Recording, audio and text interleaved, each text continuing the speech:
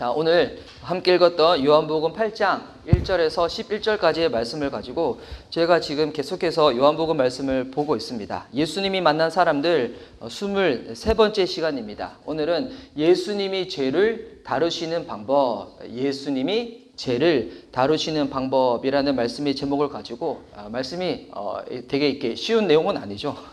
예수님이 죄를 다루시는 방법이라는 말씀의 제목을 가지고 은혜를 이루고자 합니다. 우리 좌우에 계신 분들 또 이렇게 온라인으로 예배드리신 분들 우리 함께 먼저 축복하며 이렇게 인사합시다. 주님 안에서 충만하세요. 이렇게 한번 축복하면서 할까요? 시작. 주님 안에서 충만하세요. 네.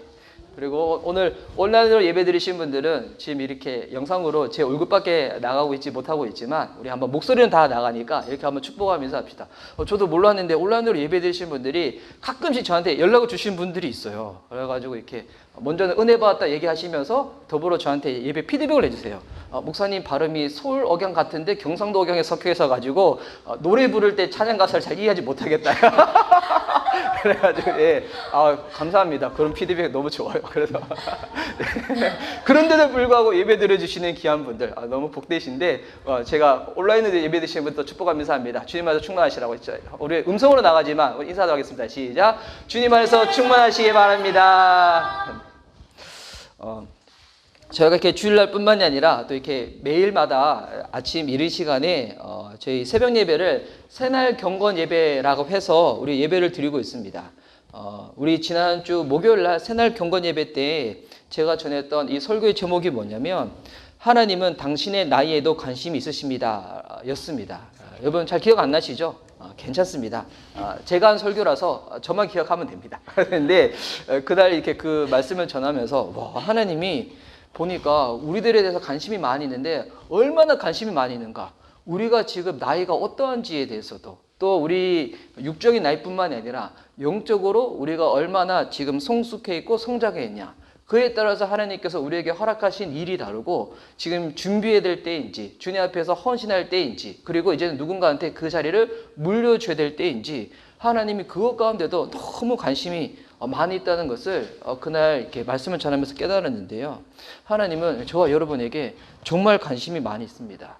여러분 나이, 건강, 환경, 경제적인 사항들 이와 같은 부분에서 주님이 관심이 많이 있는데 근데 그 중에서도 하나님이 무엇보다 관심 있는 부분이 있다고 하면 그 뭐냐면 주님은 우리들의 죄에 대해서도 관심이 많이 있으십니다. 왜냐하면 이 죄 때문에 하나님과 우리와의 관계가 끊어진 것이었고 이 죄의 문제를 제대로 처리하지 못해가지고 신앙생활 하면서도 불구하고 주님을 믿는다고 하면서도 불구하고 기쁨을 누리지 못한 분들이 많이 있어요. 한국교회 성도님 중에서 정말 열심을 다하여서 교회에서 충성하고 봉사하는데 근데 이제 1대1로 만나서 대화를 딱 나눠보면 이게 기쁨이 없어.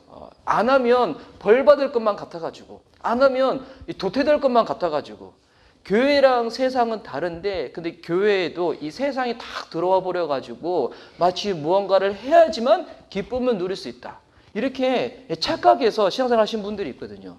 이 왜 다 그런 거냐면 죄에 대해서 제대로 알지 못하기 때문에 이 죄를 하나님 안에서 처리를 해야 되는데 자꾸 세상적인 방법으로 다루려고 하다 보니까 그런 경우들이 생기게 된다는 거예요. 하나님은 저와 여러분에 대해서 특별히 우리의 죄에 대해서 관심이 많이 있다는 거예요. 그래서 성경에 나오는 인물들 중에서 이 극적인 변화를 일으키는 사람들 보면 다른 것 도움 받아가지고 극적인 변화 일으키는 사람들은 별로 적어요. 돈이 없는데 돈이 많이 생겼다. 몸이 아픈데 몸이 갑자기 나아졌다. 물론 그런 것들도 감사한 거지만 그런 사람들 중에서는 오히려 하나님과 관계가 더 멀어진 케이스들도 있어요. 그런데 경제적인 거, 건강인 거, 환경적인 거 달라져도 이번 그런 것들은 우리 안에 근본적인 변화는 일으키지 못하지만 가장 극적이고 근본적인 변화를 일으키는 경우는 어떤 경우인가? 우리 안에 죄의 문제가 다루어졌을 때. 여러분 예수님 십자가에서 왜 죽으셨나요? 우리 너무 쉬운 답이잖아요. 우리의 죄 때문에.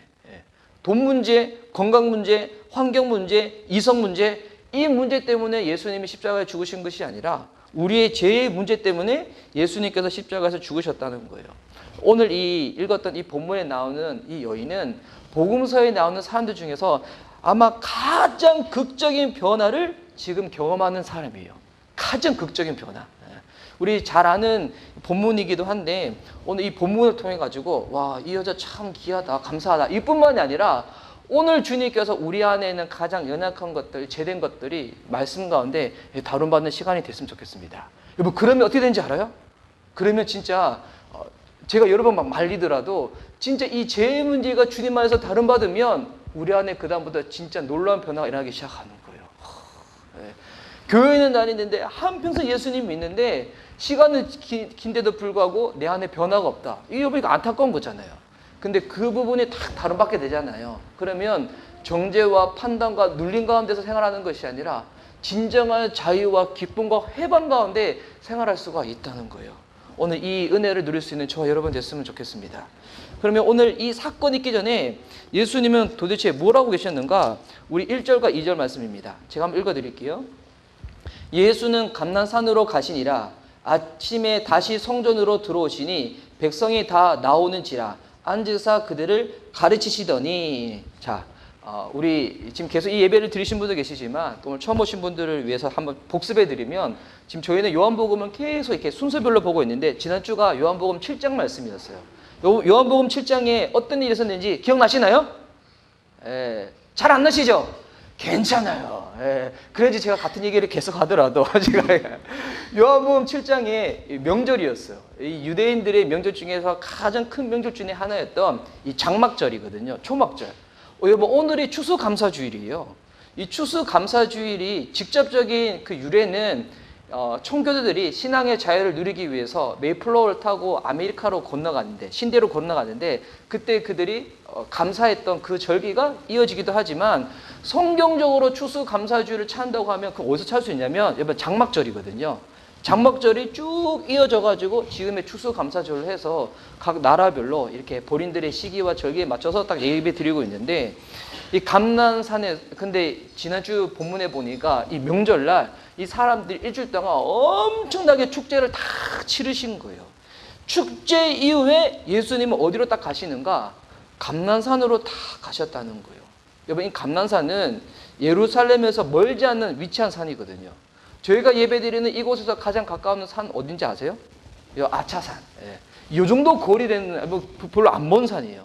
거기 감난산에 딱 가셔가지고 예수님은 여기서 뭐 하시는가? 지금 이렇게 코로나 때문에 운동을 못 하셔가지고 예수님이 운동을 필요해가지고 등산하셨을까요? 그건 아니겠죠.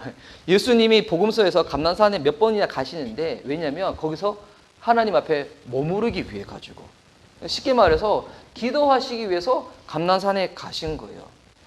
지금 대부분 사람들은 축제 이후에 들뜬 마음 때문에 이제 일상으로 돌아가는데, 여러분, 그럼 되게 이제 연휴 긴 이후에 일상으로 돌아가면 월요일병이나 휴가 후유증을 앓잖아요. 그래가지고 일도 잘 안 되고 막 빨리 놀고 싶고 시름시름 말고, 일을 하더라도 공부하더라도 집중도 안 되고 막 그러잖아요. 근데 예수님은 이 명절 이후에 어떻게 하셨는가? 사람들의 들뜬 마음대로 이끌어 가시는 것이 아니라 예수님 어디로 가시냐면 하나님 앞에서 시간을 머무시기 위해 가지고 산으로 다 올라가셨다는 거예요. 복음서에 보면 예수님 진짜 바쁘시죠? 사역과 사역이라는 늘 바쁜 시간 속에서 그 안에 삐집고 다시금 딱 일을 집어넣으시는 것이 아니라, 예수님은 아무리 바쁘더라도 사역과 사역 가운데 뭐를 딱 집어넣으셨냐면 하나님 앞에서 머무르는 시간을 딱 집어넣으셨다는 거예요. 와, 왜인가? 예수님에게 있어서는 여러분, 사역이 우선이었을까요? 경건의 이 시간이 우선이었을까요? 예수님은 진짜 아시는 거예요. 저도 사역할 때 보면 제가 원하는 대로 이 결과들이 잘 안 나올 때도 있는데, 근데 보니 사역에는 실패하고 무너져도 여러분 하나님 관계만 잘 이어지잖아요. 그러면 사역은 다시 할 수 있어요. 그런데 경건에 무너진 자, 하나님 앞에서 머무르는 시간을 잃어버린 자는 사역을 아무리 잘한다고 할지라도 여러분 그것으로 인해 가지고 내 안에 기쁨이 올라오는 것이 아니라 더 허해져요. 이거 아무것도 아니네? 이런 마음이 생기게 돼요. 진짜 알맹이는 사역을 통하여 얻는 것이 아니라 하나님 앞에 머무르는 그 시간을 통하여 얻게 되는 것이거든요. 그러니까 일이 되는 것 같아.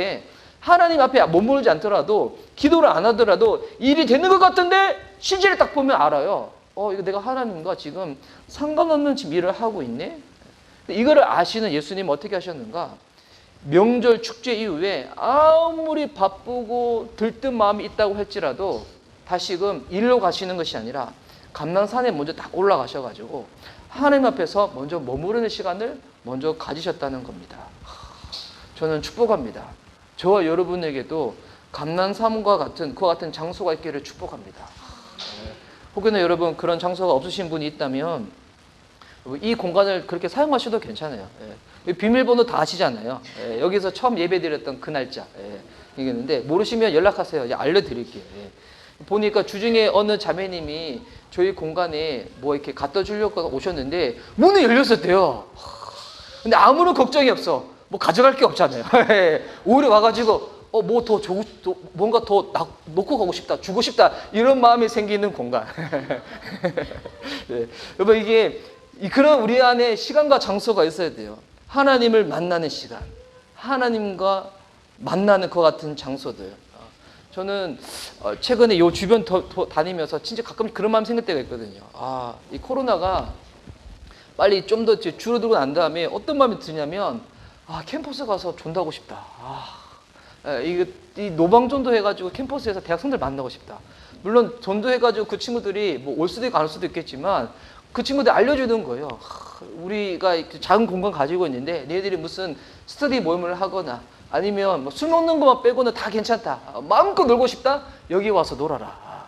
여기서 노는데 나중에 여기서 어느 순간 보니까 막 예배 드리고 있고 예수님 만나서 변화되어지고 여러분 이 공간을 주님 만나는 시간과 장소로 여러분 필요하시면 마음껏 쓰시기 바랍니다. 그래서 하나님이 지금 예수님께서 지금 하나님과 경건의 시간을 가지시고 난 다음에 어디로 오시는가? 성전에 와서 말씀을 가르치시는 거예요. 와, 뭐 얼마나 지금 그 말씀이 기름 부으심이 꽉 차 있겠어요. 은혜가 꽉 차 있겠어요. 하나님 앞에서 막 충만하면 머물고 난 다음에 내려오셔가지고 바로 전하는 말씀이잖아요. 그래서 지금 그 성전에는 어떤 사람들이 와 있는가? 기대하는 마음이 있는 자들이 사모하는 마음으로 성전에 딱 와 있는 거예요. 명절날 예수님이 초청의 메시지를 던지셨거든요. 누구든지 목마르거든 내게로 와서 마시라고. 그 말씀 이후에 첫 번째 사역 현장으로 딱 오신 거예요. 예수님이 누군지 아직 잘 몰라도 상관없어요. 그런데 관심 있는 사람들, 궁금한 사람들이 그 성전에 딱 모여 있는 거예요. 그런데 이와 같은 기대감이 부풀러 있는 이 현장 가운데서 어떤 사람이 딱 등장하는가? 찬물을 끼얹는 사람들이 등장한 거예요. 이 3절 말씀에 나왔습니다. 읽어드릴게요. 서기관들과 바리새인들이 음행 중에 잡힌 여자를 끌고 와서 가운데에 세우고, 서기관과 바리새인들이 그 자리에 와 있는데 이들이 말씀 듣고 싶어서 온 게 아니겠죠. 왜 왔냐? 지금 누구를 데리고 왔냐면 간음하는 현장에서 잡혀있는 그 여자를 데리고 왔다는 거예요.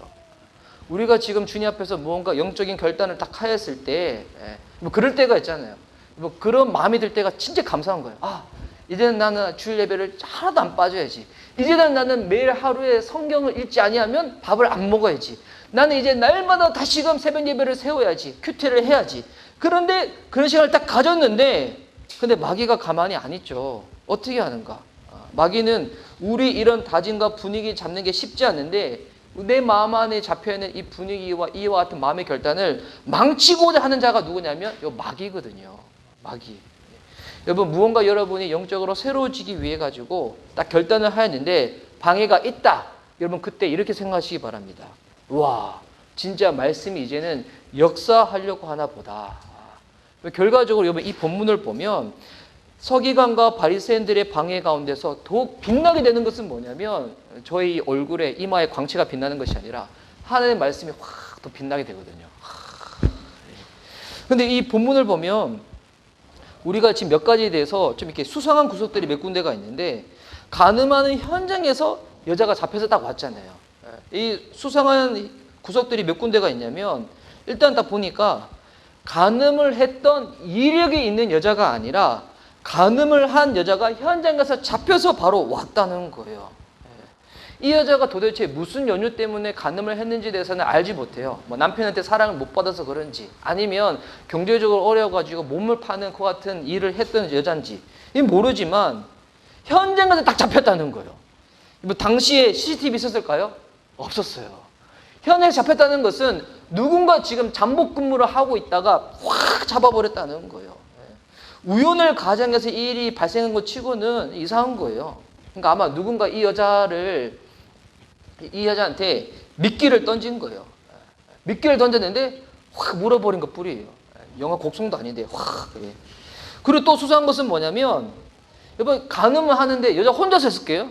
아니죠. 간음을 했으면 분명히 상대방이 남자가 있어야 되는데, 여기 보니까 서기관과 바리새인들이 여자만 잡고 데려온 거예요. 남자는 어디 갔어요? 남자 지금 사라져 버린 거예요. 서기관과 바리새인들이 5절에 보면 이렇게 얘기하는데, 모세는 율법에 이러한 여자를 돌로 치라 명하거니와 선생은 어떻게 말하겠나이까. 이 율법에 보면 가늠하다 현장에 잡힌 사람들은 돌로 치라고 나와 있어요. 이 서기관과 바리새인들은 율법의 전문가들이거든요. 그런데 이 레위기 말씀 보면 여자만 돌로 치는가? 아니에요. 현장에서 잡히면 여자든 남자든 상관없이 모두가 여러분 죽임을 당하는 거예요. 그런데 이 레위기 말씀에 대해서 그 누구보다 잘 알고 있는 서기관과 바리새인들인데, 근데 딱 보니까 남자는 없고 여자만 데리고 왔다는 거예요. 뭔가 지금 이상한 거예요. 뭔가 지금 캥기는 구석들이 많이 있는 거예요. 그 더불어서 또 이상한 건 뭐냐면, 여자를 데리고 왔을 때 순수하게 다 이렇게 인도적 차원에 끌고 온 것이 아니라 어떻게 왔냐면 3절 말씀에 끌고서 왔다는 거. 뭐 그림이 그려지시나요? 아마 여러 남자들이 이 여자를 데리고 지금 막 에스코트를 해주는 것이 아니라 옷을 잡고 왔든지 아니면 막 머리채를 확 움켜잡아가지고 질질 끌고 왔든지 이렇게 왔다는 거예요. 어느 정도 이 사회적인 지위가 있는 여자라면 나한테 이러지 말라고 이러든지, 아니면 이게 여자들 중에서 힘센 여자들은 막 억세게 막 할 건데, 근데 이 여자는 보니까 힘도 없고 백도 없고 신분적으로도 아주 낮은 사람이었던 것 같아요. 그러니 질질 끌고 이렇게 오더라도 본인이 뭐 아무 얘기들 못 해버리는 거예요. 그럼 이 여자를 이 서기관과 바리새인들이 왜 데리고 왔는가? 이 5절과 6절 말씀에 나와 있는데, 6절 말씀 제가 읽어드릴게요. 그들이 이렇게 말함은 고발할 조건을 얻고자 하여 예수를 시험한 미러라. 예수께서 몸을 굽히사 손가락으로 땅에 쓰시니. 여러분 방금 읽었던 6절에 이 중요한 단어 두 가지가 나오는데, 그게 뭐냐면 하나는 고발이고 하나는 시험이에요. 고발과 시험. 여러분 이것이 세상과 이 사람들이 죄를 다루는 방법들이에요. 여러분 영적으로 이 마귀가 우리가 무언가 죄를 졌다, 잘못한 구석이 있다, 그때 마귀는 우리를 어떻게 하냐면 우리의 죄를 들추어요. 들추어서 고발을 해요. 왜 들추는가? 그로 인해 가지고 너는 죄인이야. 네가 교회 다니고 예수 믿는다 할지라도 너는 이런 사람밖에 안 되잖아. 그러니까 계속 그 죄로 말미암아 가지고 고통당하고 수치와 모욕 속에서 살아갈 수밖에 없는 존재가 너야. 너는 어차피 그런 존재야. 네가 하나님 믿는다 할지라도 너는 평생에 너의 과거의 그 수치 모욕을 인해 가지고 그 눌려 가지고 숨겨서 넌 살아야 돼. 마귀는 계속 우리들을 그렇게 참소한다는 거예요. 그래서 마귀는 우리 안에 회개하지 않는 죄도 들추지만 우리가 주님 앞에서 회개한 죄까지도 어떻게 하는가? 죄책감이라는 그 느낌을 가지고 우리를 계속 조장해요. 그래서 이 마귀가 그래서 이게 거짓말하는 자인데, 그래서 이제 청년들 중에서 죄를 지을 때 요즘 세대는 음란한 세대라 가지고 성적인 죄가 참 무서운 죄잖아요. 여러분 성적인 죄가 왜 무섭냐면 성적인 죄는 하나님 용서 안 해주기 때문에 무서운 게 아니에요. 성적인 죄도 주님 용서해 주시죠. 살인죄도 용서해 주시는 주님이신데, 근데 성적인 죄가 왜 무섭냐면 그 같은 부분들이 계속 우리 안에서 반복적으로 중독이 되다 보면 하나님이 그런 죄를 용서해 줌에도 불구하고 마귀는 그 죄책감을 가지고 계속 우리를 짓눌러요. 너 그런 사람이야. 너 그런 사람밖에 안 돼. 계속 누르거든요. 마귀는 사실이 아닌 것을 가지고도 계속 우리를 공격을 한다는 거예요. 그럼 이때 여러분 이 여자의 심정이 어땠을까요? 빨리 이 시간이 지나가기를 원했을 거고, 만약 이 여자가 마음이 약한 사람이었으면 아마 극단적인 생각을 했을 거예요. 아, 죽고 싶다. 내가 이런 수치와 모욕 가운데서 이제 얼굴 다 팔렸는데 어떻게 살 수가 있어. 나 죽고 싶다. 아마 이런 마음도 들었을 거예요. 그런데 이 현장을 보면 지금 이 여자만 죄를 지었나? 이 본문을 보면 그렇지 않아요. 이 여자 죄는 되게 직접적인 거잖아요. 가늠한 현장에서 잡혀왔으니까. 그런데 진짜 무서운 죄는 뭐냐면 죄인데도 불구하고 죄가 죄인 줄 모르는 죄가 있어요. 왜 이 죄가 무서운가? 본인 스스로 죄인 줄 모르다 보니까 회개가 안 되는 거예요. 지금 서기관과 바리새인들이 짓고 있는 죄가 그런 죄예요. 이들은 여자의 간음을 가지고 이 여자를 지금 정죄하고 있잖아요. 죄 지은 가지고 죄 지었다고 얘기하는 게 무슨 죄냐고 얘기할 수 있는데, 하나님이 우리에게 허락하지 않는 것들이 몇 가지가 있는데 그 중에 가장 중요한 게 뭐냐면 우리에게는 죄를 판단할 수 있는 기준이 없어요. 더불어서 우리는 누군가의 죄를 정죄할 자격도 없다는 거예요. 그래서 하나님이 아담과 하와한테도 선악을 알게 하는 나무의 열매를 따먹지 말라는 것은 뭐냐면 죄의 기준은 하나님이 정하시는 거거든요. 우리가 이게 틀렸어, 나빴어, 죄다, 우리가 판단하고 정죄할 수 있는 부분이 아니라는 거예요. 그리고 이들이 더 심각하게 짓고 있는 죄가 있는데 그 뭐냐면 이 여자로 인해 가지고 다른 사람, 지금 특별히 지금 예수님이죠. 예수님을 공경에 빠뜨리고자 한다는 거예요. 그 안에 그 마음 안에 뭐가 담겨 있을까요? 지금 예수님을 향한 시기, 질투, 미움이 담겨져 있는 거예요. 예수님 때문에 본인들이 누리고 있는 기득권이 지금 흔들릴 것 같기 때문에. 여러분, 그래서 이 미움이 왜 무섭냐면, 여러분, 어떤 사람이 해코지 할 때 처음부터 그 사람을 여러분 해코지 하는 마음이 생겨서 그런 것이 아니라 우리 안에는 이 미움을 다루지 못해서 그런 거거든요. 그래서 예수님 말씀 진짜 맞아요. 형제를 미워하는 자마다 살인하는 자라고. 이 미움이 커지고 난 다음에 그 사람을 해코지 하고 싶고 결국 살인까지 가는 거거든요. 그래서 이 죄가 왜 무서운 죄인가? 본인이 죄인 줄 전혀 깨닫지를 못하는 거예요. 이 여자가 지은 죄는 죄인 줄 아는데 본인들이 짓고 있는 죄에 대해서는 지금 전혀 인식을 못하는 거예요. 그럼 중요한 거, 이와 같은 난처한 상황 가운데서 예수님은 어떻게 대처하시는가? 지금부터 진짜 중요해요. 이거는 지금 일어난 이렇게 사건의 현장이고 요거를 예수님이 어떻게 대하시는가? 이게 왜 중요하냐면 여러분, 저와 여러분도 우리 용서받은 죄인이잖아요. 근데 아쉬운 거는 저와 여러분이 예수님께 용서받고 구원받고 난 다음에 난 지금까지 신앙생활하면서 나는 한 번도 죄 지은 적이 없다. 혹시 그런 분 계세요? 나는 한 번도 죄 지은 적이 없다.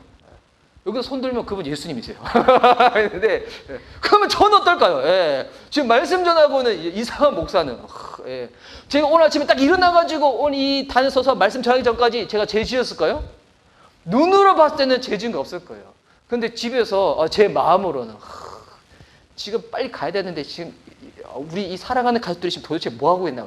지금 말을 순해서 편해서 지금 빨리 가야 되는데 지금 오늘 보니까 지금 저희 예배드린 친구들은 집들이 다 멀어요. 지금 뭐 인천에서 오지, 뭐 마포에서 오지, 인덕원에서 오지, 모르는데 그나마 가장 가까운 사람이 저거든요. 그런데 나 빨리 가야 되는데 이제 이것들이 지금 이 살아가는 존재들이 주여 이 살아가는 존재들이 나의 마음을 인내로 사랑으로 더욱 다루고 있네. 할렐루야. 그래서 우리가 이게 왜 중요하냐면 우리 예수님 믿고 난 다음에도 우리는 넘어져서 죄를 지을 때가 있거든요. 이 죄를 예수님께서 어떻게 다뤄가시는가? 6절 후반절에서 9절까지의 말씀인데 제가 한번 다시 읽어드릴게요. 6절 후반절부터 예수께서 몸을 굽히사 손가락으로 땅에 쓰시니 그들이 묻기를 맞이 아니하는지라. 이에 일어나 이르시되 너희 중에 죄 없는 자가 먼저 돌로 치라 하시고 다시 몸을 굽혀 손가락으로 땅에 쓰시니 그들이 이 말씀을 듣고 양심의 가책을 느껴 어른으로 시작하여 젊은이까지 하나씩 나가고 오직 예수와 그 가운데 섰는 여자만 남았더라. 와, 예수님은 일단은 이 사건 이후에 어떻게 대하시는가? 일단 아무 말도 하지 않으세요. 예수님 방법. 우리는 누군가 사람이 잘못했으면 자꾸 그거 가운데 지적하기 되게 바쁘잖아요. 우리는 누군가 좀 힘든 문제가 있어. 그러면 우리 안에 이게 잘못된 이 본성은 뭐냐면 무언가 한마디를 자꾸 거들고 싶어 하는 그 같은 부분들이 있어요. 근데 예수님 어떻게 하시는가? 아무 말도 안 하세요. 아무 말도. 요즘 좀 정치인들 좀 배웠으면 좋겠어. 좀 아무 말 좀 안 했으면 좋겠어요. 아무 말도 안 하세요. 또 어떻게 하시는가? 동료되지도 않으시는 예수님께서 이제는 땅바닥에 손가락을 쓰시는 거예요. 땅바닥 손가락으로 쓰시고 난 다음에 일어나서 7절 후반절 보니까 참 이게 우리 잘 아는 말씀이죠. 한 마디 딱 던지십니다. 너희 중에 죄 없는 자가 먼저 돌로 치라. 그리고 다시금 굽혀서 손가락으로 뭔가 땅바닥에 탁 쓰시는 거예요. 예수님이 도대체 땅에 무엇을 쓰셨는지에 대해서는 우리가 알 수가 없어요. 예, 뭐 이것저것 추측은 많이 있어요. 근데 그거는 추측이니까 오늘은 제가 다루지 않겠습니다. 나중에 여러분 천국 가서 예수님께 한번 물어봅시다. 도대체 뭐 쓰셨냐고. 예. 아마 예수님이 랩 가사 라임을 맞추진 않으셨을 거예요. 그런 거 쓰진 않으셨을 거예요. 저 요즘 그런 거 쓰고 싶어가지고 그러는데 그런 거 쓰지 않으셨을 거예요. 근데 7절 말씀 보니까 너희 중에 죄 없는 자가 먼저 돌로 치라 라고 말씀하신 거 봤을 때는 아마 예수님이 손가락 쓰신 내용이 이 말씀과 연관되어 있는 것을 써셨다고 그렇게 생각할 수가 있겠죠. 누군가는 그래요. 이렇게 되게 추측할 때 모이는 사람들이 있으니까 저기 철순의 아빠 그때 누구한테 돈 띵가 먹었고 이렇게 누구 청년 혼자 집에 있을 때 컴퓨터로 음나는 거 받고 막 이런 거 막 쓰셨다고 이게 다 추측이잖아요. 이게 알 수 없는 부분이잖아요. 근데 중요한 거는 이게 중요한 게 아니라 예수님의 말씀이 중요하다는 거. 너희 중에 누구든지 죄 없는 자가 돌로 치라. 여러분 이 설교도 하나님 말씀을 전하는 거잖아요.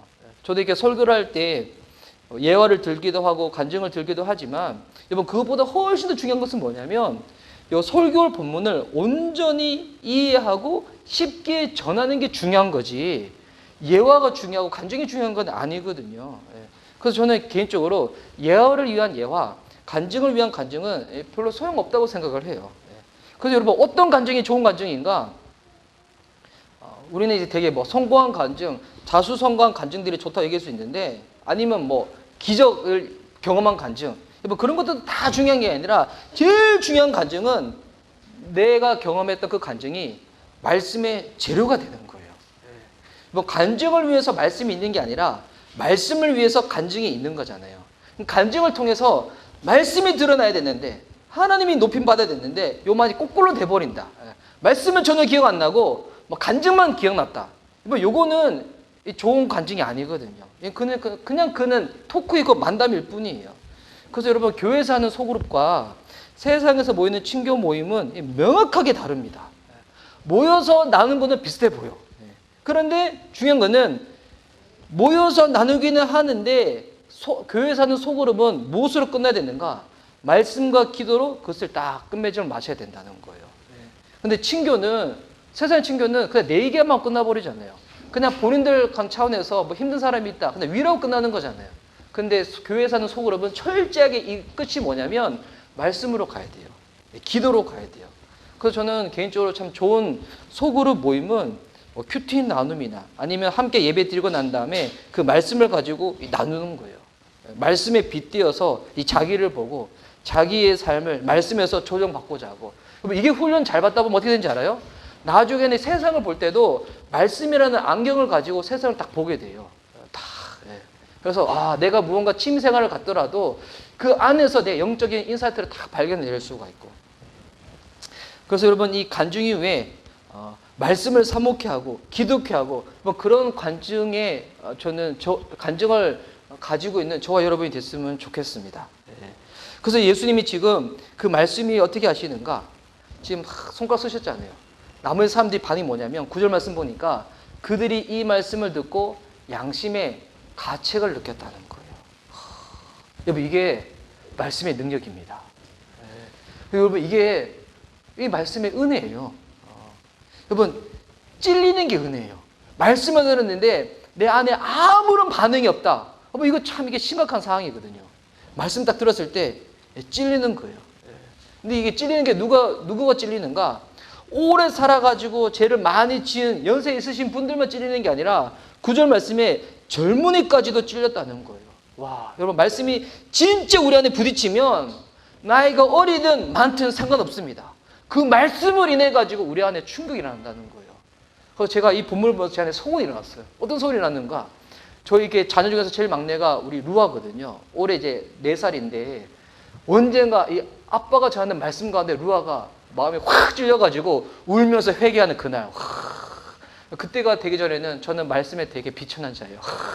아빠가 말씀을 했더니 루아가 갑자기 무릎 꿇고 회개하고 막, 주님 저 천국 가고 싶어요 막 이러는 날.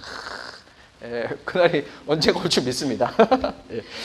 근데 말씀이 왜 찔려대는가? 말씀의 충격이 오고 난 다음에 그 다음에 이제 본인이 결정을 하는 거거든요.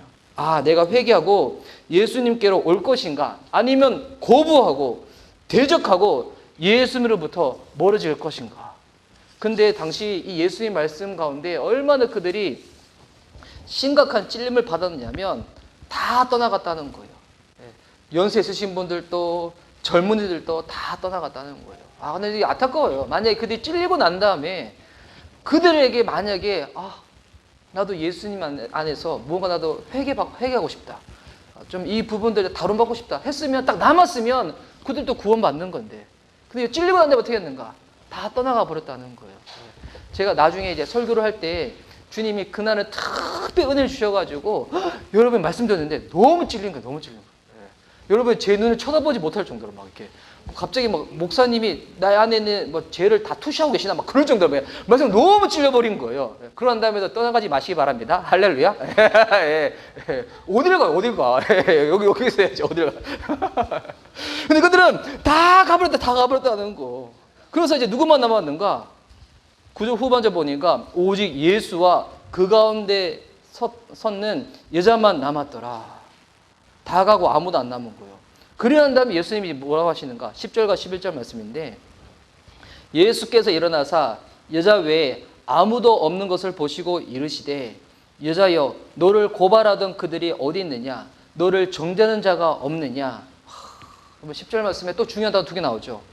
고발과 정죄. 마귀는 우리의 죄를 고발하고 둘죽여서 죄책감으로 정죄받으며 살도록 하시는데 근데 예수님은 어떤 분이신가? 우리의 죄를 고발하지 않으신 분이세요. 우리의 죄로 인해 가지고 우리가 정죄당하여 살지 않도록 도와주시는 분이 우리 예수님이라는 거예요. 여기서 중요한 게 예수님이 여자한테 너는 죄가 없다 이렇게 말씀하신 게 아니에요. 여러분 죄가 없는 사람이 예수님께로 오는 게 아니에요. 죄가 있는 사람이 본인의 죄를 깨닫는 사람이 예수님께로 오는 거예요. 근데 그 예수님께로 나올 때 예수님은 어떻게 하시는가? 그 죄를 가지고 우리를 고발하거나 둘주시거나 우리를 곤혹되게 만드시는 분이 예수님이 아니시라는 거예요. 우리 예수님은 이 모든 것을 반대의 방법으로 취하시죠.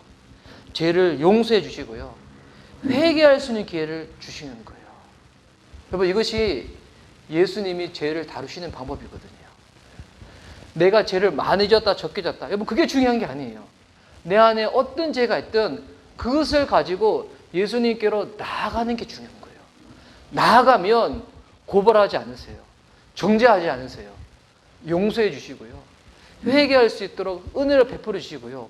오히려 그런 말미암아서 예수님 없으면 살 수 없는 존재로 우리를 믿음의 사람으로 말씀의 사람으로 만들어 주신다는 거예요. 죄를 암묵적으로 묵인하고 일 생기면 귀찮으니까 그냥 없다고 치자. 예수님 이러지도 않으세요. 말씀을 통해 가지고 이게 죄이구나 라고 다 깨닫게 하시고 죄를 가지고 예수님께로 나오기를 기다리시는 우리 예수님. 그래서 예수님은 우리가 이 죄로 말미암아 가지고 오히려 더 역전으로 역사하셔 가지고 빛 가운데로 나기로 원하시는 거예요. 오늘 같은 우리 본문은 아니지만 그래서 12절에 예수님께서 이 가늠한 여자랑 대화를 취하시고 난 다음에 본인에 대해서 이렇게 소개를 하세요. 제가 한번 읽어드릴게요. 예수께서 또 말씀하여 이르시되 나는 세상의 빛이니 나를 따르는 자는 어둠에 다니지 아니하고 생명의 빛을 얻으리라. 예수님은 뭐라고 당신을 소개하시는가? 나는 고발의 짙음도 아니고 정죄의 흑암도 아니고 생명의 빛으로 살 수 있도록 우리를 빛 가운데로 인도해 주신다는 거예요. 여기서 우리가 정말 깨달을 수 있는 게 여러분 죄를 처리할 수 있는 거는 말씀만이 가능한 거예요. 우리는 이제 죄 짓고 난 다음에 친구들과 어울려서 그냥 막 흥청망청 놀면 그냥 이렇게 확 기억에서 지워지니까 희미해지니까 죄가 잊혀졌다 생각할 수 있는데 여러분 아니에요. 내 기억에만 희미해진 것 뿐이지 이 죄는 죄예요. 근데 여러분 이 죄를 유일하게 처리할 수 있는 것은 말씀으로만 처리할 수 있다는 거예요. 또한 말씀으로 처리된 죄만이 진짜 변화를 우리 가운데 일으킬 수가 있다는 거예요. 여러분 예수님 믿는 삶이 뭐예요? 죄 안 짓는 삶, 죄 덜 짓는 게 그리스도의 목표가 아니잖아요. 이거 잘 이해하셔야 돼요. 이게 교회를 다니시다가 이 정죄감이 계속 눌려가지고 기쁨을 누리지 못하신 분들은 예수님 믿는 게 죄 안 짓는 게 예수님 믿는 거래. 죄 덜 짓는 게 예수님 믿는 거래. 여러분 그게 아니에요. 예수님 믿는 것은 말씀 따라 사는 삶이에요. 말씀으로 사는 삶. 말씀이 곧 내 삶이 되어지는 삶이 예수님 믿는 삶이라는 거예요. 그래서 여러분 예수님이 이 땅에 말씀이 육신이 되어 오신 분이 우리 주님이시잖아요. 그래서 예수님이 우리를 초청하고 계신 거예요. 우리를 기다리신 이유가 있다면 딴 게 아니에요. 진짜 말씀으로 이 모든 것들을 처리받아야지만 우리가 주님 안에서 행복하고 만족하고 기뻐할 수 있는 삶을, 그게 원래 주님께서 우리에게 허락하신 계획표인데 그 계획대로 우리가 살 수 있다는 거예요. 지금 혹시 여러분 마음 가운데 무엇으로 인해 가지고 좀 눌려 있는 게 있으십니까? 고발하고 있는 것이 있습니까? 혹시 그것 때문에 지금 스스로 정죄하고 낙담하고 있는 부분이 있으십니까? 여러분 그때마다 여러분 속을 말씀으로 채우시기 바랍니다. 그리고 그때마다 성경을 피셔가지고 이번 느낌은 우리를 속이는 것뿐이에요. 느낌, 지금 우리가 예배 드릴 때도 보면 옆에서 차들이 지나갈 때 소리가 휙 나거든요. 여러분 이게 소리가 아무리 큰다고 해가지고 우리가 예배 드리는 이 장소에서 갑자기 차가 와서 우리를 박을 수 있나요? 그러지 못하잖아요. 제가 이제 아시는 전사님 중에서 미국에 LA에서 사역하고 계시는 이렇게 데이빗 지혜 전도사님이 있어요. 지대용 전도사님이 계신데 그분이 예전에 대학생 때 오토바이를 좀 타고 다녔어요. 근데 그분이 이제 어느 분이 선물 주셔가지고 할리 데이비스 같은 거 타고 다니셨는데, 근데 그분 오토바이는 구원의 확신이 있어야지만 탈 수가 있어요. 무슨 말인지 아세요? 그런데 한 날은 제가 그분 오토바이 타고 다 가는데 하늘 높이 보니까 비행기가 확 하고 있는 거예요. 그때 제 느낌은 뭐냐면 제가 탔던 오토바이가 훨씬 빨랐어요. 엄청 빨랐어요. 비행기보다 훨씬 빨랐어. 실제로는 오토바이가 빨라요, 비행기가 빨라요? 비행기가 빠르지 않아요. 제가 또 이제 엊그저께 그 도로로 가는데 우리 자전거 라이딩 하신 분이 막 가는 거예요. 와, 얼마나 빨리 갔는지. 자전거인데 한 시속 한 40km로 가는 거야. 자전거가 아무리 빨라도 자전거 빨라요, 차가 빨라요? 차가 빠르잖아요. 우리는 신앙생활 할 때 느낌에 속아가지고 주님 앞에서 제대로 나가지 못할 때가 많이 있어요. 마귀는 계속 우리들 가운데 감정과 느낌 우리를 속인다는 거예요. 너는 죄인이야, 너는 죄지었잖아, 네 정죄, 죄책감을 계속 누르게 하는 거예요.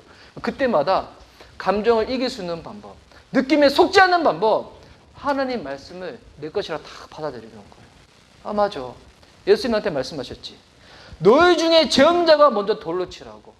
그 어떤 심각한 죄를 짓다고 할지라도 용서해 주시고 깨끗하게 여겨주시고 다시금 살 수 있도록 기회를 허락하시는 분이 예수님인데, 그러면 죄 지고 난 다음에 다시금 나아졌다, 근데 연약해서 또 죄 지었다, 그럼 이제는 명목이 없어가지고 나 예수님께 못 나가는가? 그거 아니에요. 진짜 용서받은 자의 특권주의 특권은 뭐냐면 주 옆에 나아갈 때 얼굴에 첩판 까고 나가는 거예요. 왜? 우리 주님은 한 번만 용서해 주시는 것이 아니라 7번씩 70번이라도 영원토록 용서해 주시는 분이 우리 예수님이시기 때문에. 여러분, 그래서 우리 안에 아무리 심각한 죄가 있다고 할지라도 여러분 이거 유교식으로 예수님 믿지 마세요. 말씀식으로 예수님 믿어야 돼요. 주님께 나아가는 거예요. 다시금 용서해 주시고 고발하지 아니하시고 우리를 다시금 새롭게 만들어주시는 주님. 우리는 가야 돼요. 누구한테 가야 되는가? 예수님께로 가야 되는 거예요.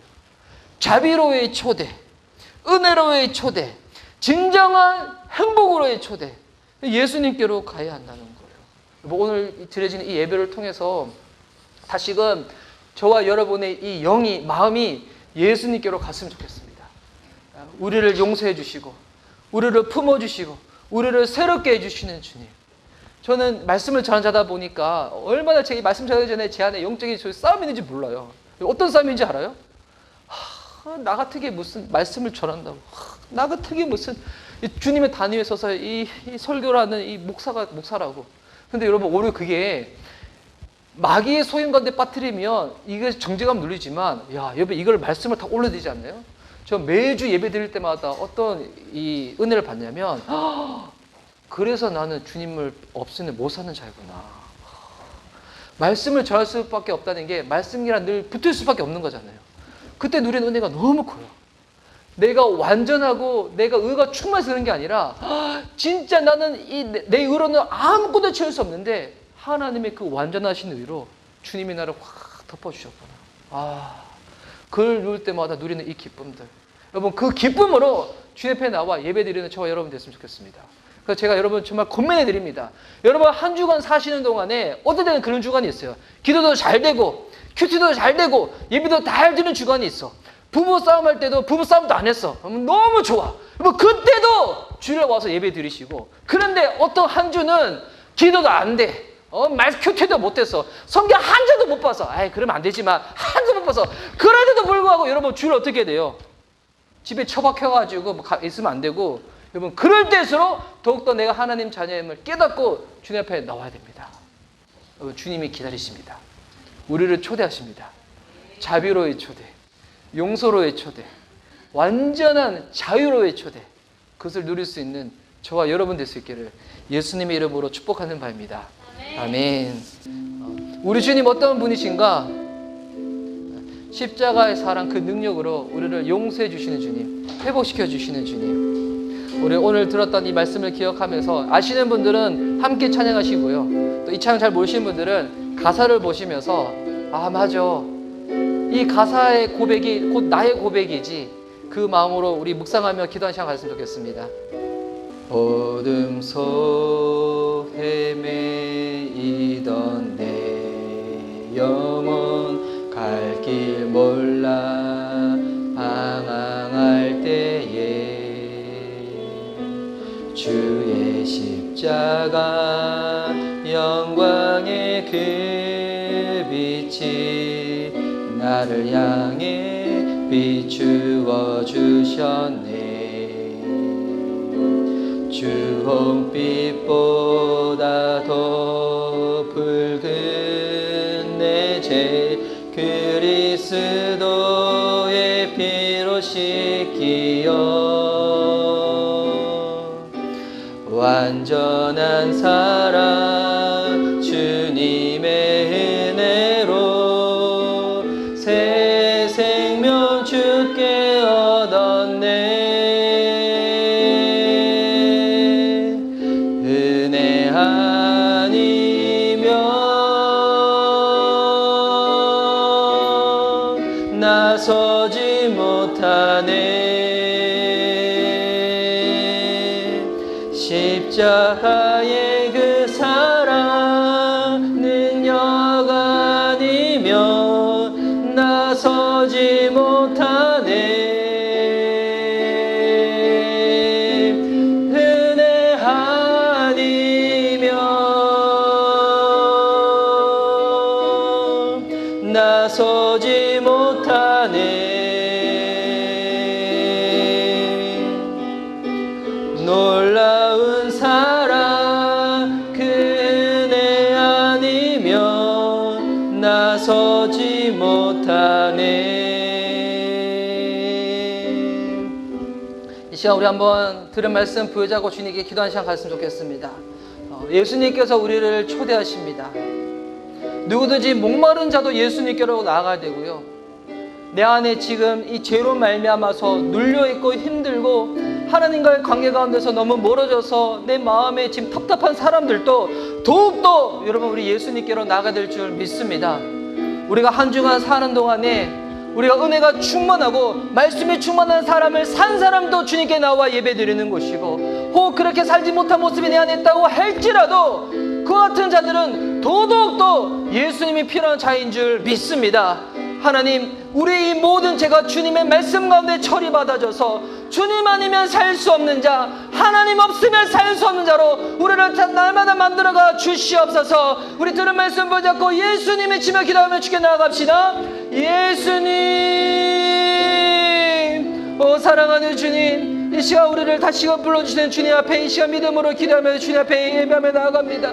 하나님, 우리 안에 그 눌려있는 것이 무엇이든지 하나님, 마귀는 우리 그것을 가지고 고발하고 정죄하고 우리를 참소하지만 하나님 우리를 다시금 고발하지 아니하시고 다시금 우리의 모든 죄를 하나님 주님 앞에 나와 고백만 하면, 우리의 죄를 참여만 하면 그는 미쁘시고 의로우사 우리의 죄를 사하시고 우리를 깨끗게 하시는 우리의 완전하신 하나님이시기에 용서하시는 주님, 회복시켜 주시는 주님, 다시금 기회를 주신 주님 앞에 우리가 나아갑니다. 우리 죄로 말미암아 주님과 관계가 멀어진 자들이 다시금 주님께로 나올 수 있도록, 다시금 주님 앞에서 회복받을 수 있도록 주님 우리를 붙잡아 주시옵소서. 주님 안에서 사는 자 되게 하여 주시옵소서.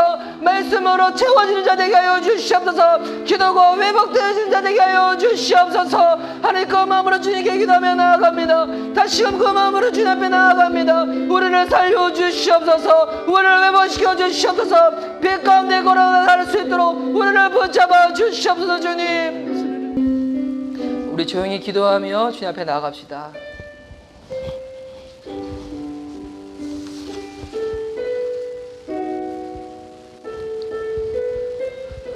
오늘도 예수님의 그 초청 가운데 믿음으로 반응한 자들이 이 시간 주님 앞에 예배하며 나아갑니다.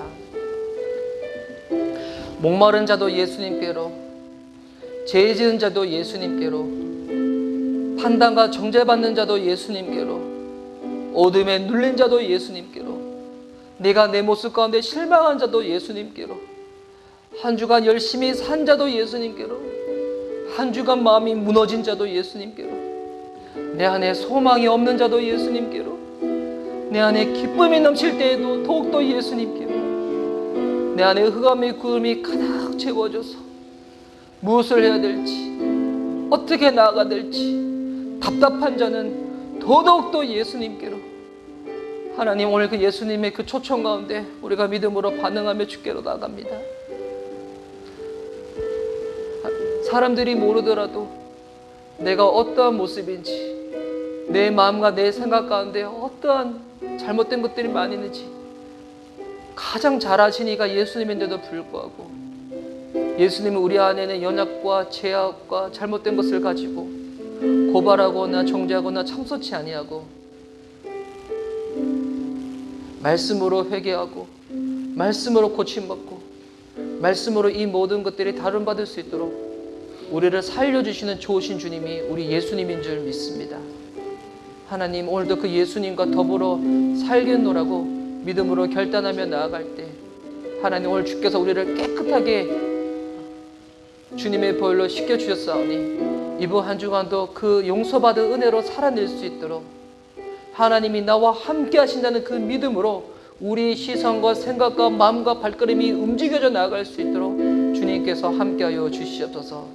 더불어 주님 허락하신 이 귀한 교회 공동체가 하나님께서 허락하신 그 사랑과 자비를 하나님 판단과 고발이 넘치는 이 세상 가운데서 보여줄 수 있는 교회가 되기를 소원합니다.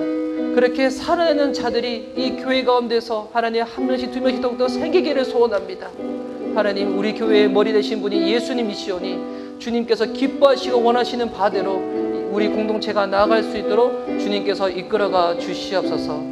주님, 이 시간 준비한 영상을 보며 또 준비한 예물 주님께 올려드리며 나아갑니다. 하나님, 영상이 우리 간증하시는 집사님의 고백을 듣고 진정한 부흥이 무엇인지 다시금 우리가 깨닫는 시간 되어줄 수 있도록 주님 함께하여 주시옵소서. 감사드리오며 살아계신 예수님의 이름으로 기도드립니다. 아멘.